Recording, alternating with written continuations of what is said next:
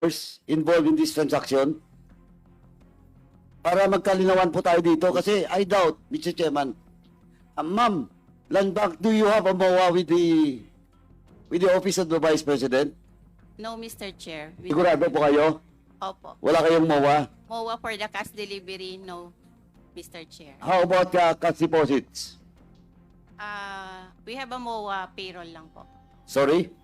Payroll. Payroll, not cash advances on other projects and transaction. Yes. How kindly submit then yung MOA nyo with the OVP para matingnan namin. What was the last date nung MOA nyo? 2022. O, pag-submit po para matingnan natin. Then, Mr. Chairman, we invite all the tellers involved. Could you please submit the names, the list of the names of the tellers Yes, Mr. to the Chair. COMSEC? Okay. Yes, Mr. Chair, last lang po. Yes, Congressman Ma'am, Paduano. the transaction happens when? Yung isa po, first check 2022 and the rest na 3 checks 2023. Ito po, 2022? Yes, Mr. How Chair. much is the 2022 transaction? 125 million. Then, yung 2023? 3 checks po, 125 each transaction. 125 each transaction. So, yung 2022 yung 125 each transaction. Tama? 125. Okay. Now, ma'am, ganito, 125, ma'am, ha? Ilang, ano yan? Ilang luggage yan? Mr. Sabihin natin. Chair, ano po, duffel bag daw po. Duffel bag? Opo. Oh, Gym bag. Gym Apat bag. na gym Gym bag. bag. Gym bag. Gym bag? Yung So my get, that's around 30 million per bag? more or less, Mr. Chair. Ano yun, more or less? Oh, yeah. Oh, now, that was 2022, 2023, di ba? Yes, Mr. Chair. Okay. Ito lang po, ma'am. From the teller, sino nang bitbit palabas? Of course, sa sasakyan ni, ni Acosta, di ba? Sinong bumitbit? Client po, Mr. Chair. Pre? Client po. Yeah. Client. May nag-assist po kay Miss Gina. Na client, not your, No. not your personnel. Hindi Sigurado po, ka? Mr. Chair. Yes, Mr. Chair. Now, ganito na, Mr. Chair. Can we issue a subpoena at those stake with regards to CCTV during the time? Mama, tandaan nyo, may record kayo dyan involving that transaction, Mr. Chairman, para makita natin kung nandun talaga si Acosta, wala. Because this happens, ma'am, in some of transaction being made by government agencies. And it was also investigated in my committee. Pakisabit po yung transaction na yun, 2022 at saka 2023, Mr. Chairman. So move, Mr. Chairman. Second. Is Mr. there any Chair, objection? Hearing none, the motion is carried. Mr. Chairman, Yes, Congress. DS, JJ Suarez. curious lang ako dito sa pagbubuhat nung Duffel duffel bag. bag. Oh. Comsec, meron kasi akong hiram na duffel bag dito. Pakita mo nga kung ito yung ganito kalaki yung duffel bag.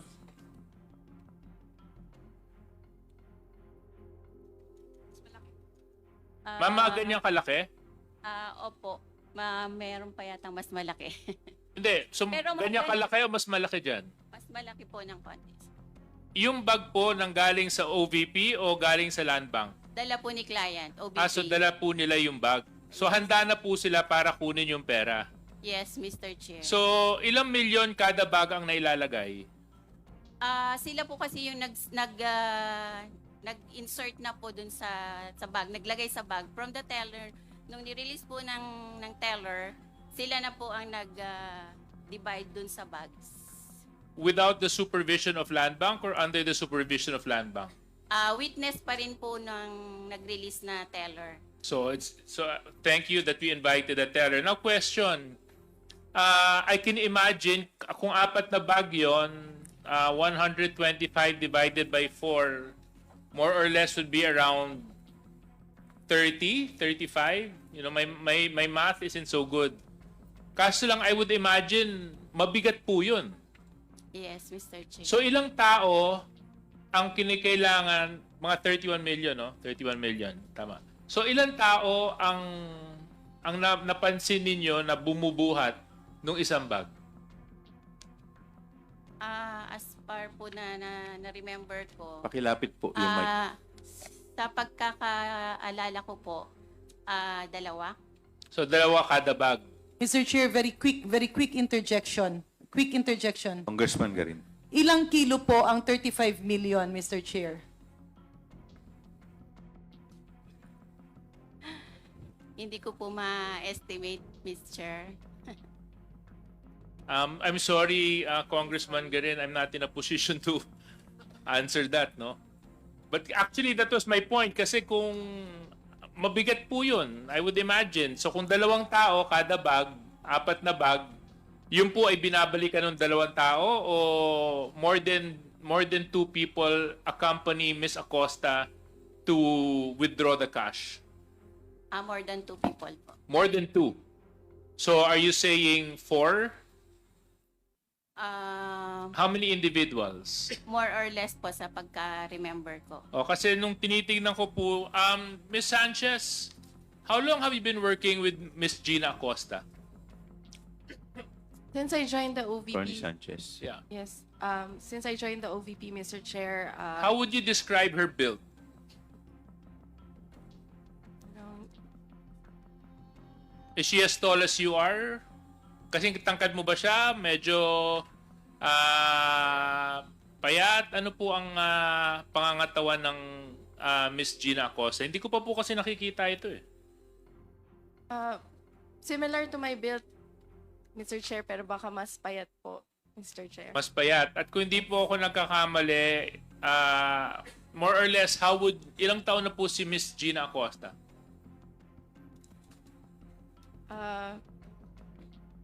Mr. Chair, I will just check po yung date of birth. But What about you, Attorney Lopez? You've been working with Gina Acosta for quite a number of years. How old is Miss Gina Acosta?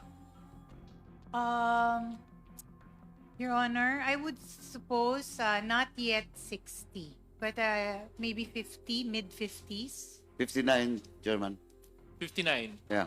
Oh, thank you very much for informing me. And and what is her build? Similar, as mentioned earlier by Director Sanchez. So, would you say that it will be physically impossible for someone of the same build as Attorney Sanchez to carry one duffel bag by herself?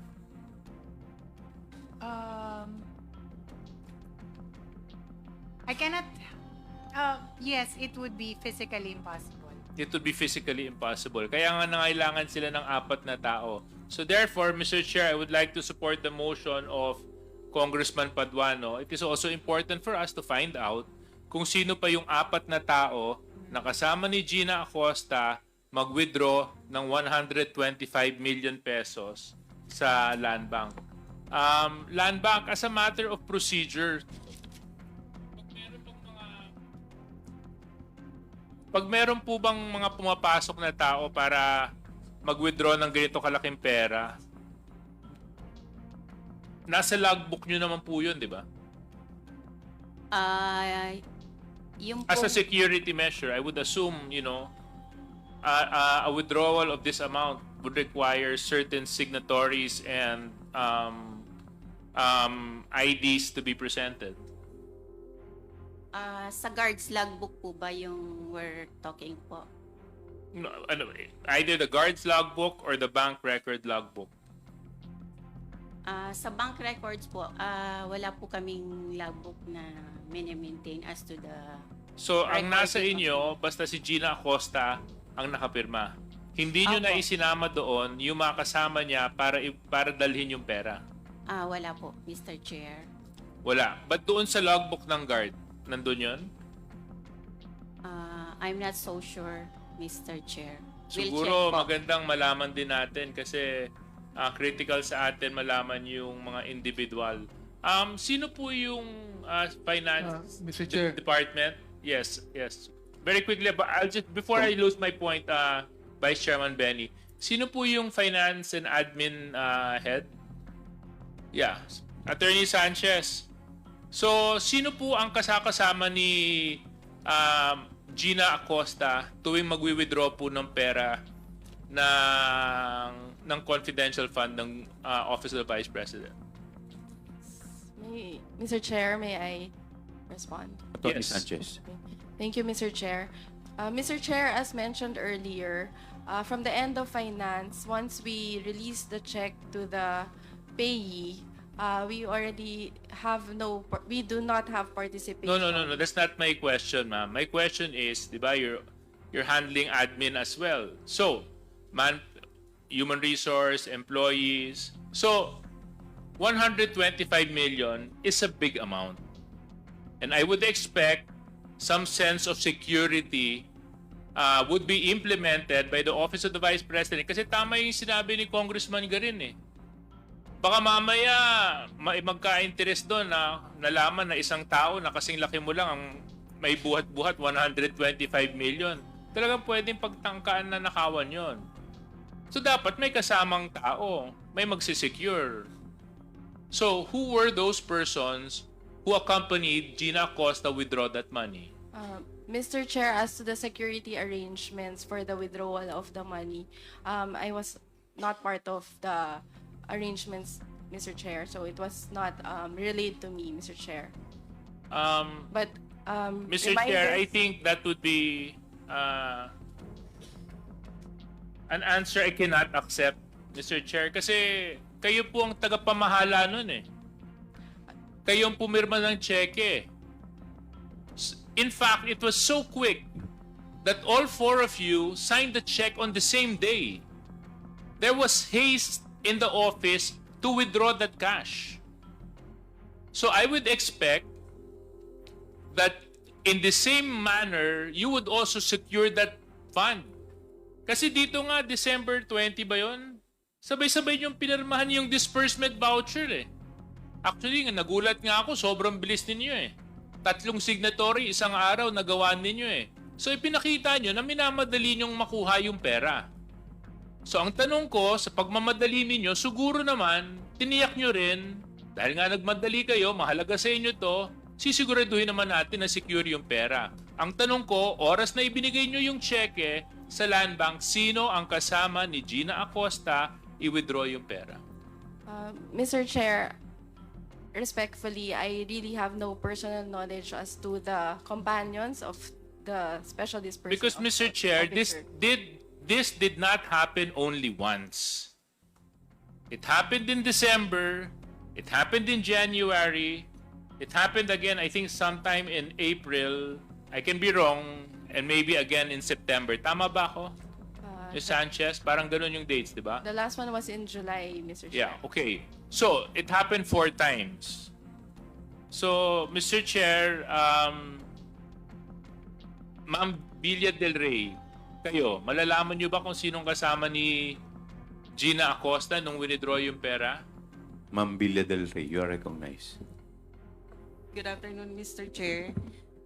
I'm sorry, Your Honor, I don't have knowledge po kung sino yung companion ni Ms. Gina Acosta. Kasi alam mo, Mr. Chair, ang nakakapagtaka dito sa Office of the Vice President, mabilis silang pumirma ng disbursement voucher para mag-issue ng cheque. Tumawag pa sila in advance sa land bank para siguraduhin na may pera ang bangko para withdraw yung pera. Kaso lang, wala naman silang nilalagay na action para pangalagaan yung pera.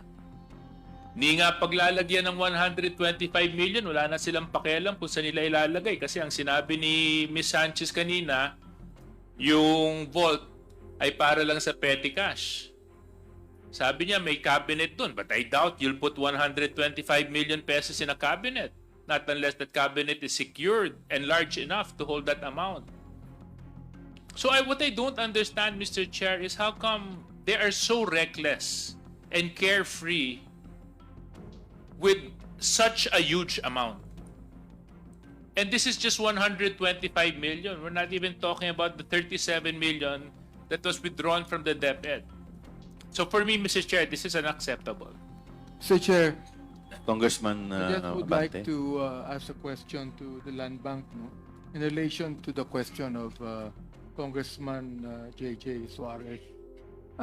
Mr. Chair, very Mr. quick, Baya? one interjection lang, may pagpatuloy lang, very quick interjection. Can be just one answer.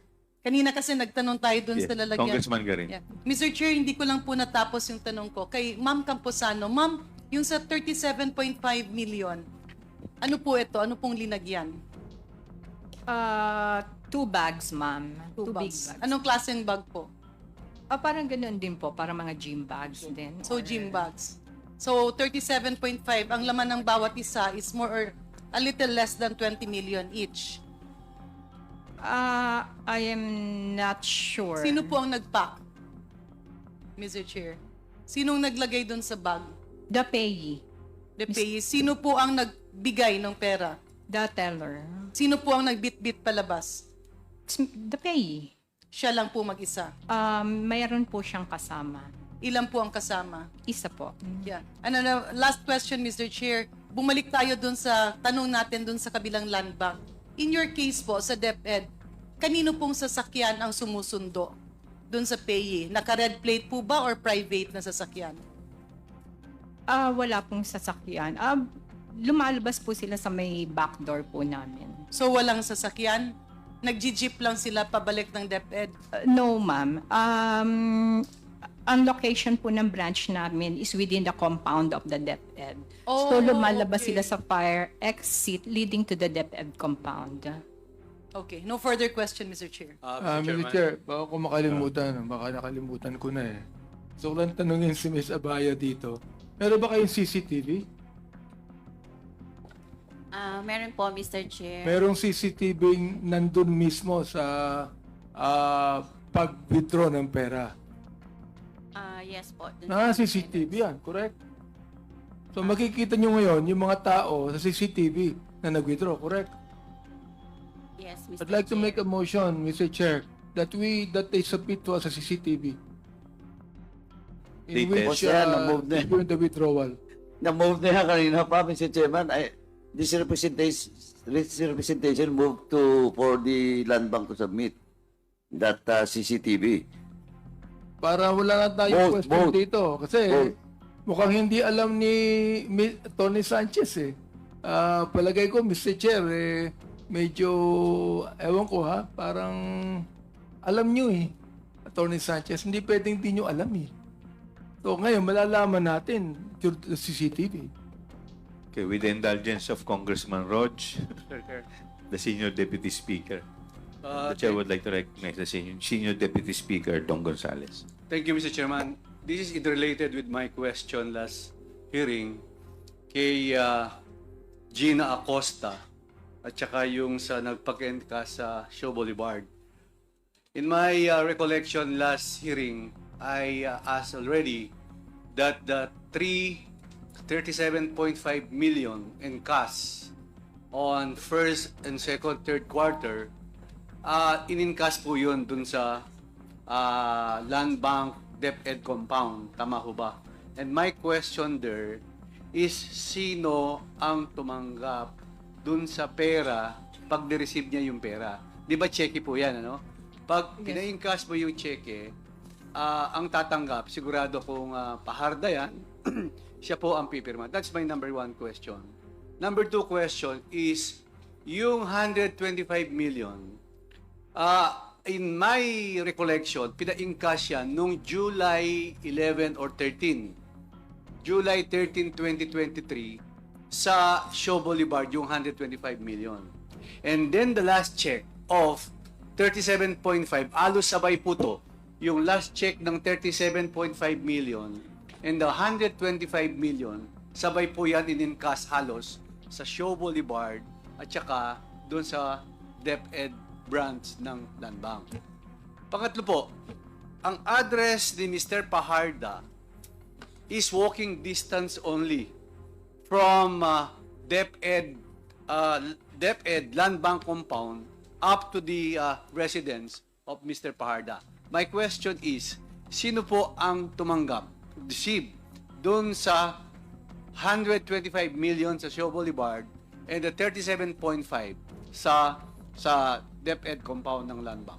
Yun po, Mr. Chairman, that's my two questions. Tanong ko po yan last hearing, pero wala po yung cashier na sinasabi nyo. Salamat po. Miss Nenita Camposano, the recognized.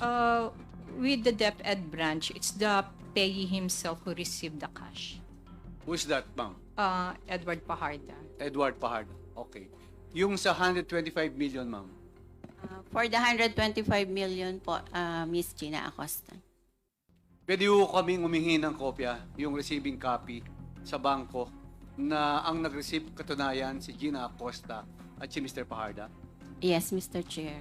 That's all, Mr. Chairman. Okay. Mr. Chair, Yes, Congresswoman. Mr. Chair.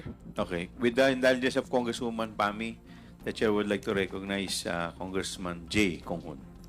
Thank you, Mr. Chair. Mr. Chair, gusto ko lang tanungin si sandaling katanungan lang kay Attorney Lopez, no? Attorney Lopez, pagdating ba sa security, lalong-lalo na pag nagwi-withdraw, no, ang inyong SDO ng ganyang kalalaking pera, hindi ba nakikipag-coordinate sa inyo na security yan? Usually, pag nagwi-withdraw ng pera. Attorney Lopez. Dahil ikaw ang chief of staff, ikaw ang namumuno ng mga staff ng Office of the Vice President. Lahat ng mga tao rito, under sa'yo yan, sigurado. So they report directly to you.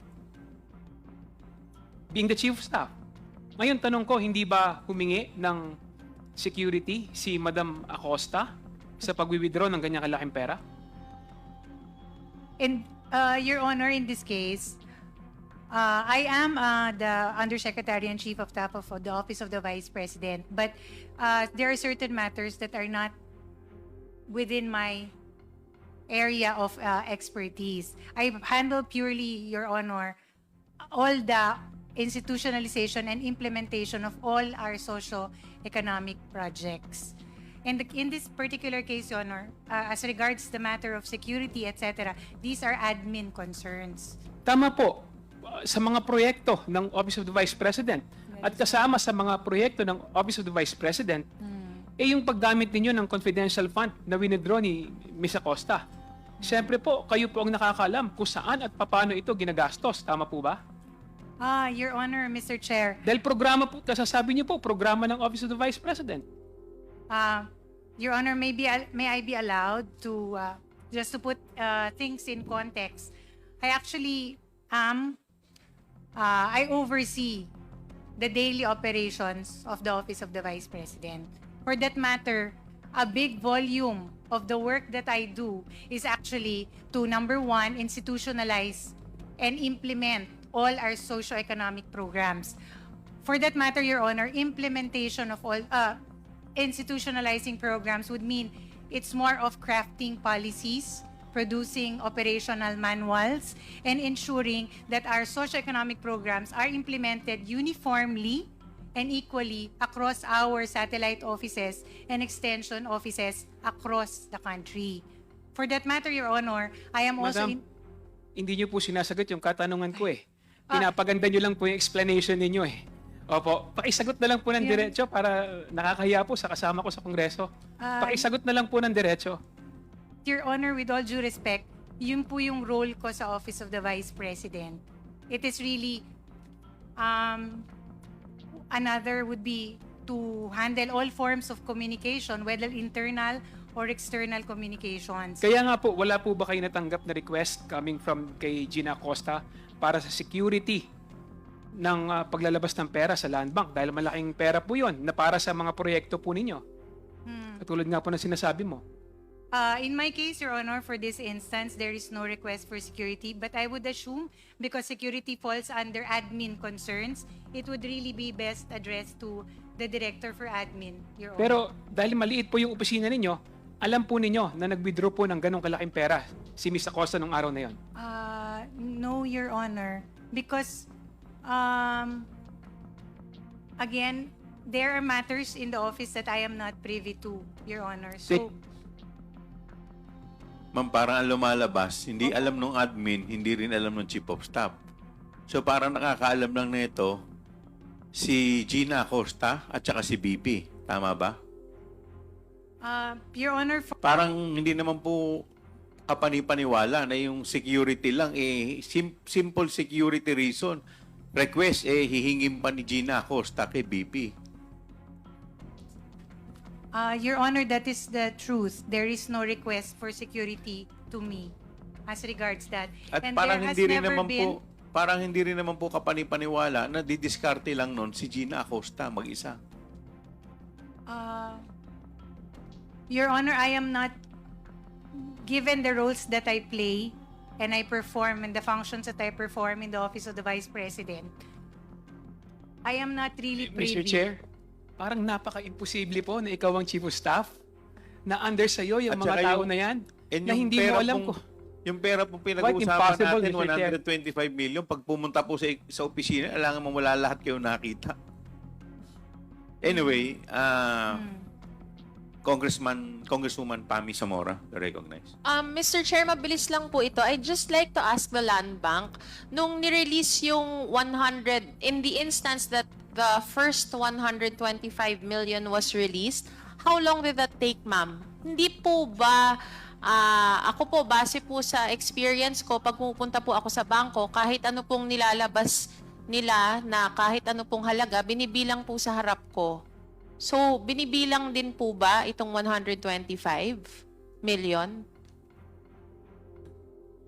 In the case po ng OBP, yung 125 million, since ang bank po is, ang nirelease po that time is cash na sealed po siya directly from the BSP. So, option po ni client na hindi na kinount since sealed po siya. So, hindi po siya binilang? Binilang po siya by bundle but not by pieces na. So, that's ganun lang po. Binilang, hindi na po dinaan sa money counter. Ano bang tawag doon? Machine counter, Mr. Oo, Miss yung Chair. machine. Hindi na po. Hindi na po. And then they cannot, you said the money came in a box. Bakit po hindi na lang po tinangay yung box? Sorry, hindi po tinangay, pangit po yung pagkasabi ko. Bakit po hindi box ang dinala? Hindi ginamit. Ginamit. Option po ni client yun na hindi na nilagay sa box. So, for security reason, I think, Miss Chair, kasi masyadong yung box, kitang-kita po na it's ano po siya, storage box ng money from BSP. Kasi meron pong nakasulat sa box na galing po siya sa BSP. Tama po ba? Yes, Miss Chair. All right. Thank you, Mr. Chair. Mr. Chair? With the indulgence of Congressman with Rhodes. the indulgence Mr. of the Honorable Gutierrez. Congressman, Mr. Chair, yes. may we Ma'am, be Miss Campos na, recognized? Regarding the CCTV, the bank has a retention period of 90 days for the CCTV footages, so we cannot provide anymore. noted. Mr. Chairman, since Yes, this Congressman representation move for that for the submission of such CCTV, yung teller po, pina-invite na natin. Yes. Yung duty guard on that day. Including we may also invite the duty guard on that day, Mr. Chairman. with the logbook. Yeah, so move, Mr. Chairman. Thank you. Second, Mr. Chair. Congressman Akop. Thank you, Mr. Chair. Clarification lang po. Sino po ang finance ng OBP? Yes. Attorney Sanchez. Yes, Mr. Chair. Thank you, Mr. Chair. Ako po, Mr. Chair. Yes, ma'am. You were aware na 125 million yung confidential fund ng opisina ni Vice President for 2022. Yes, Mr. Chair. And would you know, kailan po ko yung na-notify na na-download na yung amount na yun doon sa Office of the Vice President? It's December 13, Mr. Chair, if I recall it correctly. December 13 of 2022. Yes, Mr. Chair. May I know why? Mr. Chair, the Office of the Vice President requested for additional funding from the DBM, not only for the provision of confidential funds, but also for a supplemental budget for our socio-economic programs. No. So the Vice President requested for confidential fund. Kailan po yun? Sometime in August, Mr. Chair. Tapos nagrantan lang ng December. Yes, Mr. Chair. December 13. Okay. Now, may I ask Land Bank, when was the amount withdrawn?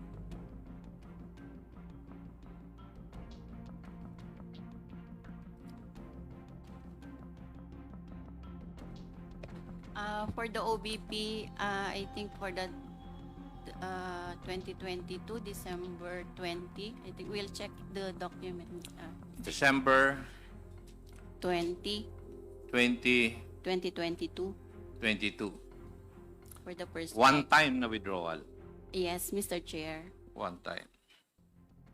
Ang nag-withdraw, yung pong SDO, Special Dispersing Officer.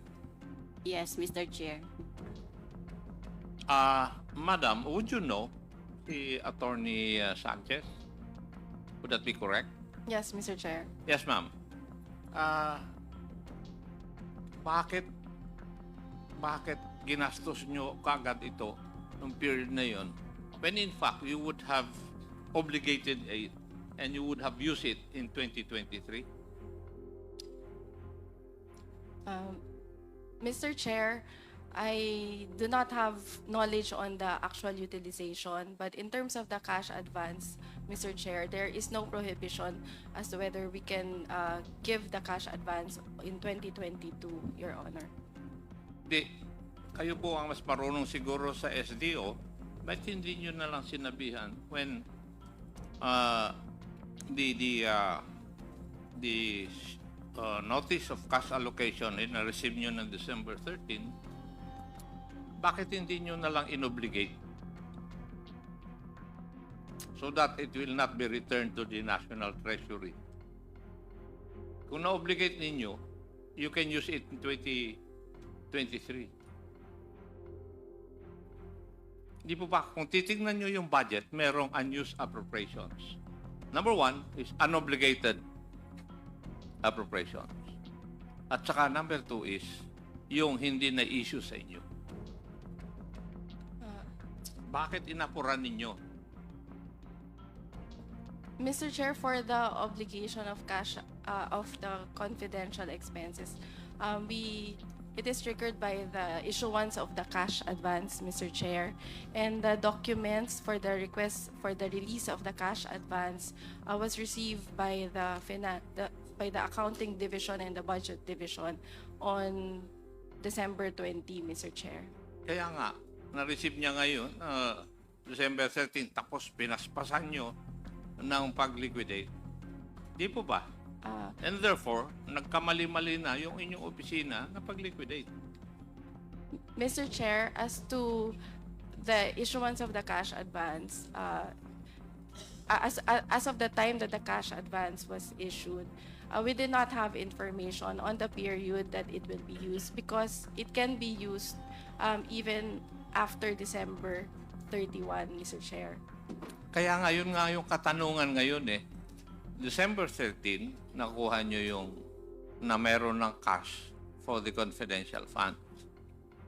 The first thing that you would have done is that hindi natin magagamit itong 125 billion within 11 days. Tama? Mr. Chair, there is no requirement under the joint circular to use it within the 11-day period because it's for one quarter. Ginamit nyo nga sa liquidation ninyo. You use it for 11 days. That's why your office committed mistakes in the liquidation. Kasi inapuran nyo When in fact, pwede naman yung i-obligate yun at saka nyo na lang i-liquidate. Di po ba? Again, Mr. Chair, I would like to state for the record that I do not have knowledge on the actual utilization and disbursement from the confidential fund cash advance. I'm amazed kasi kayo in charge ng finance sa office ng OBP, you do not know it.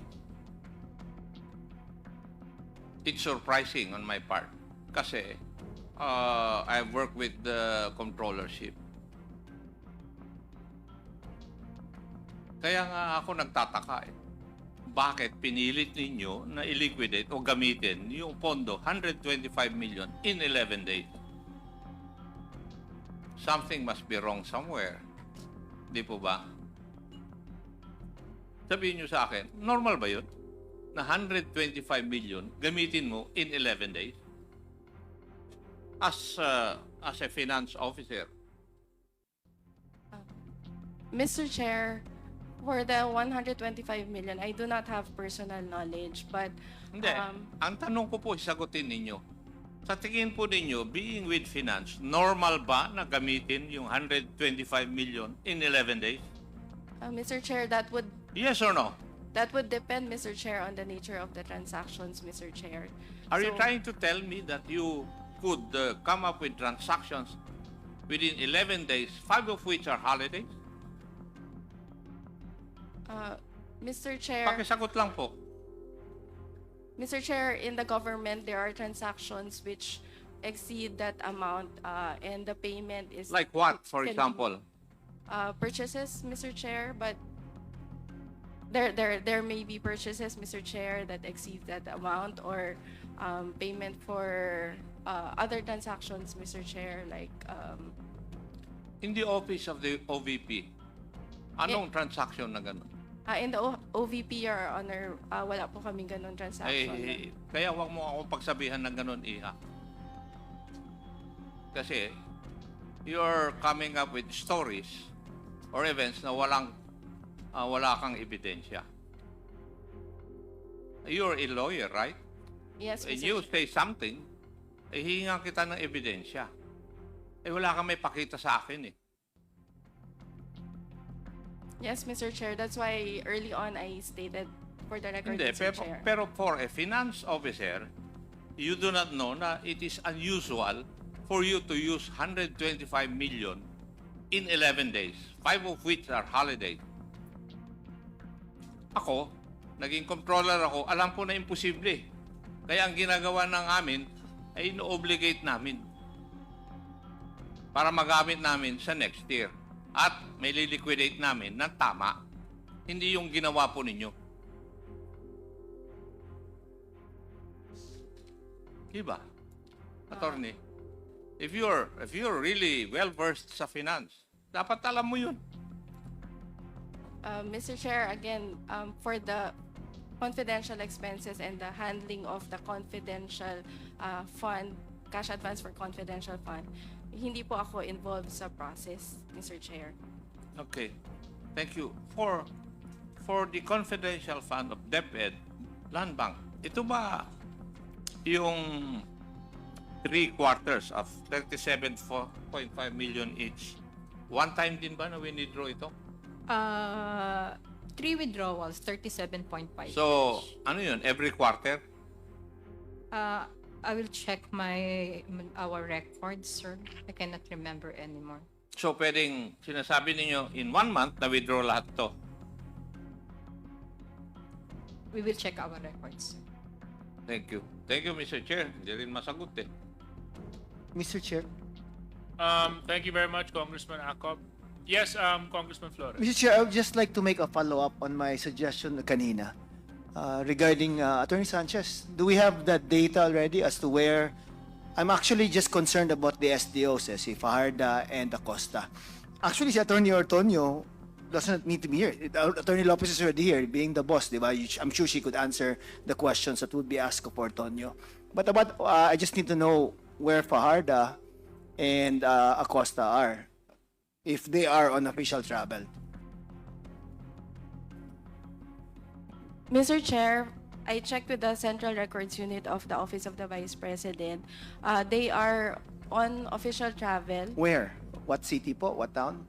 but the travel order only indicated various areas. Mr. Various. Chair. Nandali lang. Sorry, natawa ako dun. Various areas of what po?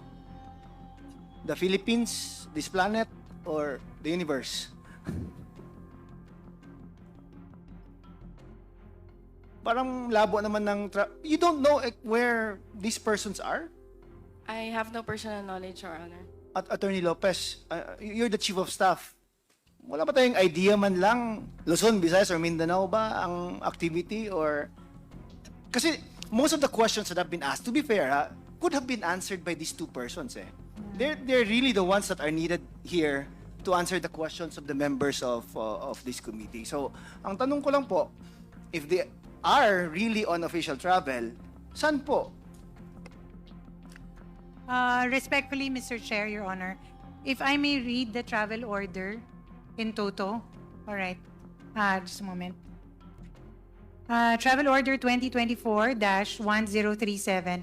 In the interest of public service, Edward D. Fajarda is hereby authorized to travel on official business to continue the monitoring and facilitation of the preparations and rollout of the OVP anniversary activities in various areas on November 18 to 22, 2024. And then the second would be while outside of his official station, he is authorized to collect allowance for daily travel expenses, incur actual travel expenses in accordance with Executive Order number 77, chargeable against OVP funds, subject to existing budgeting. So, parang accounting. general po yung travel order nila, travel authority nila. But who would be the person in the OVP who could at least give an idea as to where or what part of the Philippines they are in now? Your Honor, as mentioned early on, we do have a rollout of Kaya nga, but I'm sure, But meron the naman tong assignments. Ikaw, doon ka. Ikaw, dito ka. Di, posible naman na all over lang sila, di ba? Sino po ang may alam niyan? Kasi, again, I'm gonna repeat why I want them here. Because most of the questions are actually directed to them, di ba? We understand, Your Eh, Honor. pangit naman, kayo tinatanong, ipapasa nyo lang din na dapat sila. It could have been, properly done kung nandito din sila. And we've been treating you fairly naman, di ba? None of you have been cited in contempt. You're all here. You're all eating your own food nga, di ba? I noticed. I think it's better than our food. Di ba? So, I do understand, Your Honor, but as mentioned earlier, number one, I have not really gone through that. Again, I'm just asking for who among the officers of the OVP would have an idea as to their exact whereabouts? None? Kasi if you're a government officer, di ba? You're assigned to travel. Aren't you supposed to show that this is my certificate of appearance? I went to this particular office to justify your travel. Tama po ba? Di ba? So saan ngayon ang pinupuntahan nila? Is it any of the offices, satellite offices of the OVP? No one will answer? On my end, Your Honor, I really have no personal knowledge. Kasi ang nabasa ko rin po is various areas. Who gave the travel authority? Just a moment, please. Sige. The travel authority was signed by the Assistant Chief of Staff, Your Honor, Mr. Ortonio. Pinapa-excuse ko na sana. Diba? So, he's your assistant, right? Can you not call him up and say, where are these persons ba? I'm just interested with Acosta and Fajarda. I will try to reach out to him, Your Honor. Oh, so you cannot contact your assistant, Chief of Staff? Oh, because when I arrived, as mentioned earlier, yes, I arrived only and reported to the office yesterday. I have not seen him, actually. Yeah, but I'm sure there are means of communication, He being your assistant. In this day and age, I'm sure someone could get in touch with anyone. Would you not agree, Attorney Lopez? I will try to reach Okay, out. I'll give you a few minutes, ha? Thank you. No worries, Your Honor. Yeah, just a quick manifestation, Mr. Chair. Ms. Zulay, Attorney Lopez, how long have you been in government?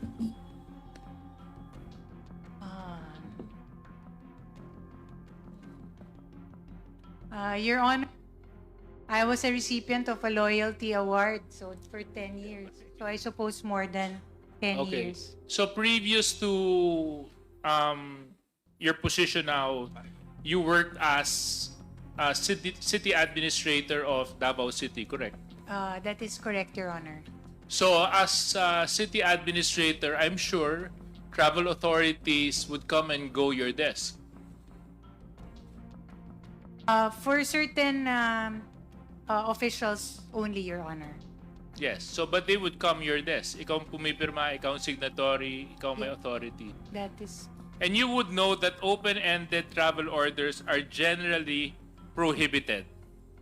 You cannot issue a travel order that doesn't specify to where you're going, up to when will you be there, and the other details and purpose of your travel. Is that correct? Your Honor, Mr. Chair, the preparation of, when I was a city administrator, the preparation of documents as regard travel authorities is actually handled by the Human Resource Division. Yes, I'm not asking Attorney Lopez who prepares them. Yes. As an attorney and as a city administrator, you know that it is prohibited, generally prohibited, to issue travel orders that are open-ended, meaning no specific place, purpose, and time. Your Honor, I would think that in this case, it can be justified because there is a schedule of activities happening on these dates. So at the very least, I would think that it limits So if you think it's justified, the areas. yes, yeah. In this particular case, Your Honor. Yes, so if you think it's justified in this particular case, let's take this particular case as an example. So what particular places are you speaking of? That is the matter, Your Honor, that was discussed earlier. I would have to ask and check So which areas. therefore, you cannot use this example as that particular case because you yourself have no specific information as to what these various places are. Am I correct, Attorney Lopez? Your Honor, Mr. Chair, there is a list of activities happening across our satellite offices. That can be indication of which areas they will be traveling to. So meaning, is this a regular practice in the Office of the Vice President where you issue travel orders recklessly with no specific day, with no specific place, with no specific purpose? Basta ang sinusulat nyo lang yon, various. Paano ngayon to, Attorney Lopez? Paano ngayon to, si Miss Villa del Rey? Nandiyan ba siya? She probably went on restroom break, Your Honor. Okay, tatanong ko na lang si Attorney Sanchez. Kung ganito yung practice sa OVP, paano nyo charge ng per dime? Tapos paano kayo nag-i-issue ng travel voucher? Paano kayo nag-i-issue ng pambayad ng ticket, pambili ng gasolina, pambayad sa kain, sa eroplano? Kung ito, sinasabi nyo, various places. Various places can mean here, there, everywhere. From the North Pole to the South Pole. So, I mean, you can't expect the committee to believe that one reason to why your officials are not present is because they're attending to activities in various places. That's totally unacceptable. Is this a practice in your office, Attorney Sanchez? Mr. Chair, usually before we issue a travel order, there are attachments to it. The first one would be the request for travel I'm not asking that, Attorney Sanchez. I know the process because I used to work as a chief executive in a local government unit. I know how it works. So don't tell me the process. What I'm asking you, ito ba ay practice sa Office of the Vice President na recklessly nag-i-issue kayo ng travel authority? No, Mr. Chair. Ba't nyo ginagawa? O hindi naman pala.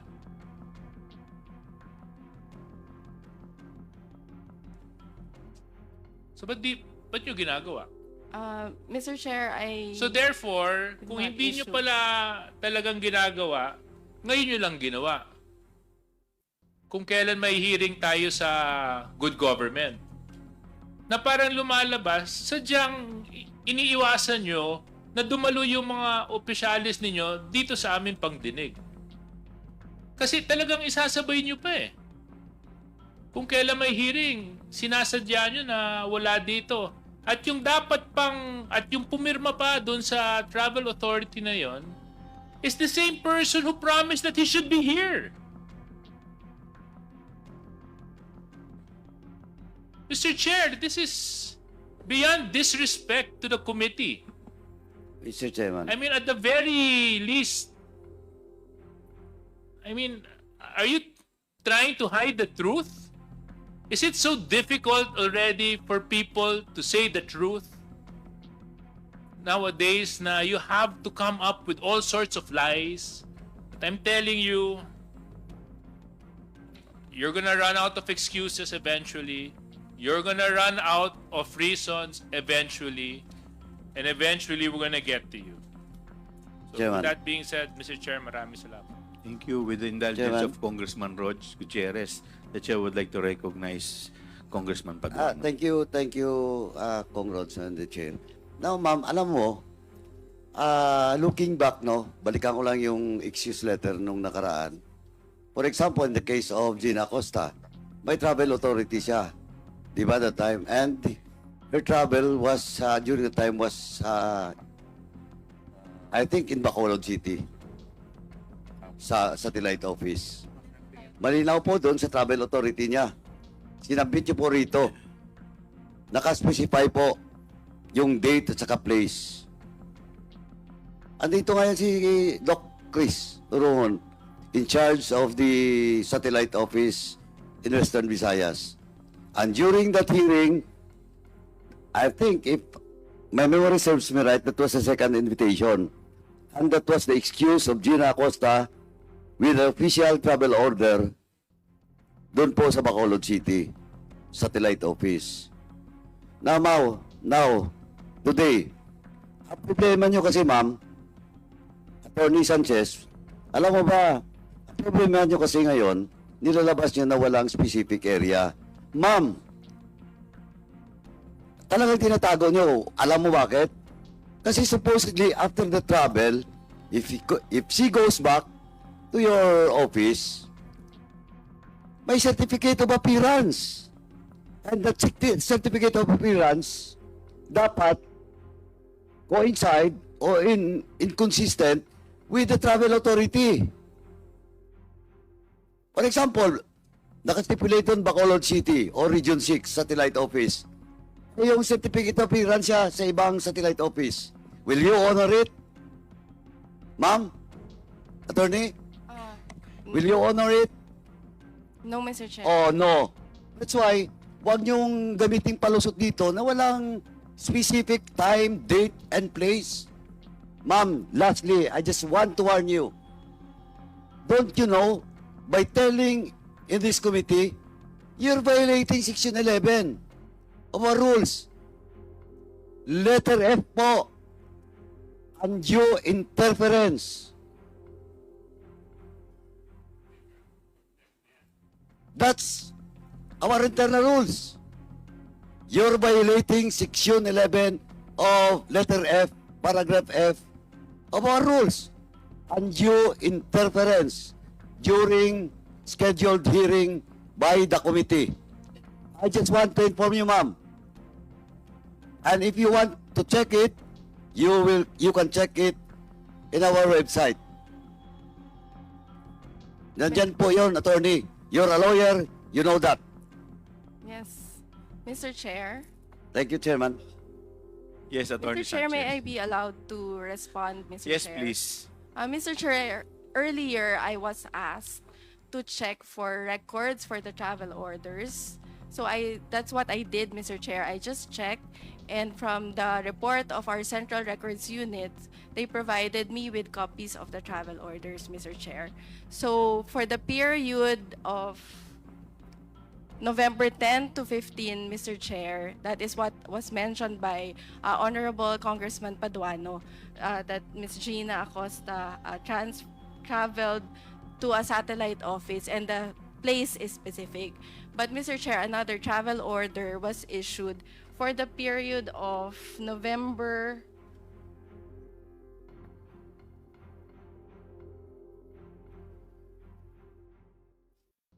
18 to 22, Mr. Chair. And I'm just basing it, my statement. And who signed that on the record. travel order? As mentioned earlier, Mr. Chair, it was Assistant Chief of Staff, Lemel Ortonio. And he's not present also. Yes, that is Eh, correct. para-pareho sila. Who signed the travel order of Ordonio? For the travel, Mr. Chair.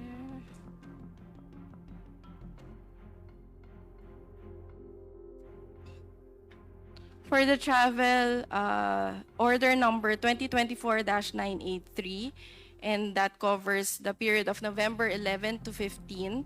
The signatory of the travel order is the Vice President, Your Honor, in accordance with our Yung office ngayon, order. sino yung nag-sign ng travel authority ito ngayon?